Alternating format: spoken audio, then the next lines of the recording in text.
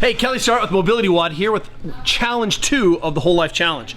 We're talking about improving your positional competency and improving what we call range of motion, aka mobility. Now, when we define mobility, we want to make sure that you understand that it's two components. One is, do I have the range of motion required to be a normal physiologic human being, right? Can I do the things that my body is supposed to do?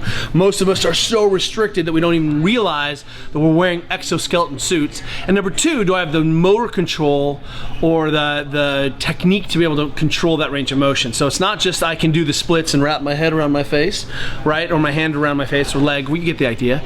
But the idea here is that, do I understand these end ranges? And what we're gonna find out is if you can't get into some of these end range position, it doesn't matter if you're trying to do the right thing, you're not gonna be able to do it. What we're gonna introduce is a second layer onto what we did last week, which was spending time in these vital end ranges of motion. So the squat is a fundamental position, but also is being able to bring your hip into extension, where the knee comes from behind the hip, and I need to be able to control my glutes here.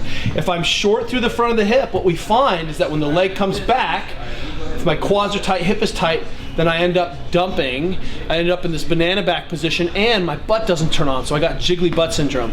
If I have sufficiency or a capacity in the front of the hip, I can have my glute on and I can be supporting my trunk. And we're gonna solve that by getting into what we call the couch stretch. Caroline, you gonna join us? No? All right. So what I'm gonna do is I'm gonna start up against the wall. Knee is gonna go in the corner. And this, for a lot of you, may be too much already. You're already gonna be like, I'm feeling so tight in the front of the hip. The goal here is that I can scale this. The goal here, let me say, is to be able to get the torso upright, knee upright, foot is in this high lunge position, and I should be able to squeeze my butt. So if I can still squeeze my butt, I'm in a good shape.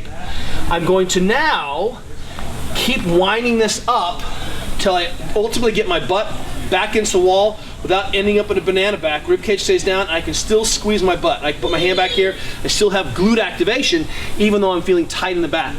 So you're gonna stay at a range where you can still contract your glutes to make sure that happens. Now what we're gonna do here is that we're gonna spend 5 minutes per leg, but we're gonna add a new concept, which is if you cannot breathe in a position, you do not own that position. So in this shape, if I get here like, I'm too deep. So I'm gonna use my breathing as a way of telling my brain, time to chill out, time to relax. There's no threat here. I'm gonna breathe all the way in and all the way out.